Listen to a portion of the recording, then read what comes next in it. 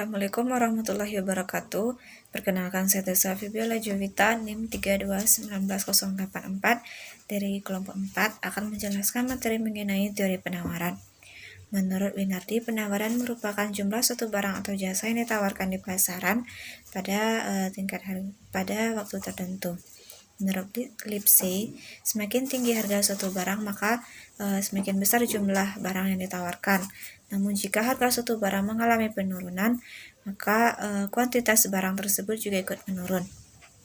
Sehingga dapat disimpulkan bahwa penawaran merupakan jumlah barang atau jasa yang nantinya akan ditawarkan di pasaran sesuai dengan harga yang berlaku pada saat itu. Dalam teori ekonomi, penawaran merupakan kuantitas barang atau jasa yang ditawarkan di pasaran sesuai dengan harga yang berlaku pada kurun waktu tersebut. Nah, demikian penjelasan dari saya. Assalamualaikum warahmatullahi wabarakatuh. Assalamualaikum warahmatullahi wabarakatuh.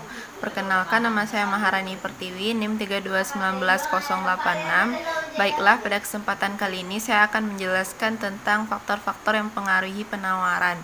Yang pertama yaitu harga barang itu sendiri atau harga barang lain.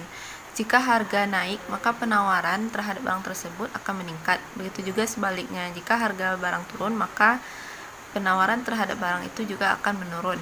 Yang kedua yaitu biaya produksi. Biaya produksi ini adalah biaya yang digunakan untuk memproduksi sejumlah barang atau jasa, termasuk ke dalamnya biaya tenaga kerja, bahan baku, transportasi, sewa gedung, dan lain-lain sebagainya. Yang ketiga yaitu teknologi. Teknologi yang digunakan yang modern akan menyebabkan produksi yang semakin meningkat, mutunya yang semakin meningkat, dan menghasilkan barang-barang yang baru. Hal ini menyebabkan pengurangan pada biaya produksi. Yang keempat yaitu jumlah penjual. Jumlah penjual berpengaruh terhadap penawaran. Makin banyak jumlah penjual yang mampu menjual barang pada tingkat harga tertentu, maka penawaran akan meningkat. Yang kelima yaitu kondisi alam. Kondisi alam ini sangat berpengaruh terhadap penawaran. Jika terjadi bencana alam, maka penawaran akan berkurang, khususnya yaitu bagi barang hasil pertanian. Yang keenam yaitu ekspektasi. Maksudnya yaitu jika diperkirakan harga barang ini naik di masa yang akan mendatang, maka mereka akan menyimpan barang tersebut dan kemudian hari menjualnya, dan kemudian mereka akan mendapatkan untung yang lebih besar. Assalamualaikum warahmatullahi wabarakatuh. Baiklah, saya Elna Yasni dengan NIM 32199097 akan menyampaikan materi selanjutnya, yaitu tentang hukum penawaran. Adapun hukum penawaran adalah kualitas barang dan jasa yang tersedia untuk dijual pada berbagai tingkat harga dalam periode waktu tertentu. Dengan demikian, hukum penawaran adalah perbandingan lurus antara harga terhadap jumlah barang yang ditawarkan, yaitu apabila harga naik, maka penawaran akan meningkat. Sebaliknya, apabila harga turun, penawaran akan turun. Manakala pada suatu pasar terdapat penawaran suatu produk yang relatif sangat banyak, maka yang pertama, barang yang tersedia di pasar dapat memenuhi semua permintaan, sehingga untuk mempercepat penjualan, produsen akan menurunkan harga jual produk tersebut. Yang kedua, penjual akan berusaha untuk meningkatkan dan memperbesar keuntungannya dengan cara secepat mungkin memperbanyak jumlah penjualan produknya, jumlah produknya sebanyak mungkin. Sebaliknya, manakala pada suatu pasar penawaran suatu produk relatif sedikit, maka yang terjadi adalah yang pertama, barang yang tersedia pada produsen atau penjual relatif sedikit, dan yang kedua, produsen penjual hanya akan meningkatkan keuntungan dari kenaikan harga. Demikian materi dari saya. Assalamualaikum warahmatullahi wabarakatuh.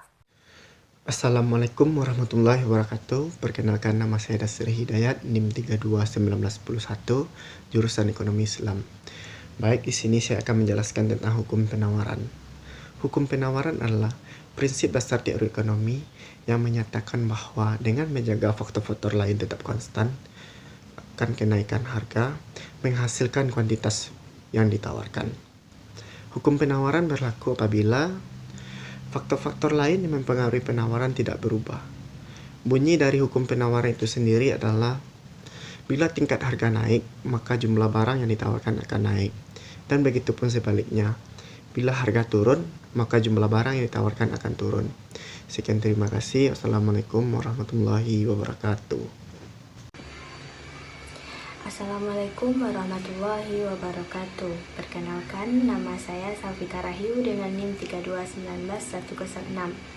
Baiklah, saya akan menjelaskan mengenai implementasi pajak dan zakat dalam penawaran. Yang pertama yaitu pengaruh pajak penjualan. Pajak adalah satu alat kebijakan terpenting bagi suatu negara. Pajak merupakan sumber pendapatan utama negara. Jika melihat dari mekanisme pasar, pembeli dan penjual dikenai pajak oleh pemerintah. Yang pertama yaitu pajak yang dikenakan kepada pembeli. Akibat dari pajak yang dibebankan kepada pembeli akan mengakibatkan penurunan permintaan. Yang kedua yaitu pajak yang dikenakan kepada penjual. Akibat dari pemberlakuan pajak yang dibebankan kepada penjual akan menurunkan penawaran. Hal ini diakibatkan karena biaya penjualan yang meningkat. Sekian dari saya. Assalamualaikum warahmatullahi wabarakatuh. Assalamualaikum warahmatullahi wabarakatuh. Baiklah, saya Yulianingsih dengan NIM 3219111 akan menjelaskan materi tentang pengaruh zakat terhadap penawaran. Di sini saya mengambil contoh yaitu zakat perniagaan. Pengenaan zakat perniagaan memberikan pengaruh yang berbeda dengan pengenaan pajak penjualan. Dalam konsep Islam, zakat perniagaan dikenakan apabila telah terpenuhinya dua hal, yaitu nisab dan haul. Nisab yaitu batas minimal harta yang menjadi objek zakat, di mana minimal hartanya 96 gram emas. Sedangkan haul yaitu batas minimal waktu harta tersebut dimiliki. Batas minimal waktunya yaitu 1 tahun. Apabila dua hal ini sudah dipenuhi, maka wajib dikeluarkan zakat perniagaan sebesar 2,5%. Yang menjadi objek zakat perniagaan yaitu barang yang diperjualbelikan. Dalam ilmu ekonomi, yang menjadi objek perniagaan yaitu penerimaan atau revenue dikurangi dengan biaya atau cost.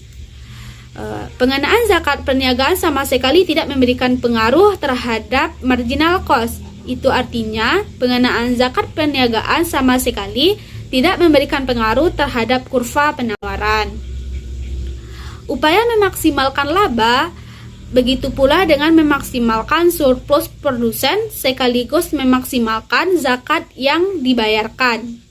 Jadi dengan adanya zakat perniagaan, usaha memaksimalkan laba sejalan dengan perilaku memaksimalkan zakat. Dengan demikian, adanya zakat perniagaan sama sekali tidak menghambat upaya memaksimalkan laba. Sekian penjelasan dari saya. Assalamualaikum warahmatullahi wabarakatuh.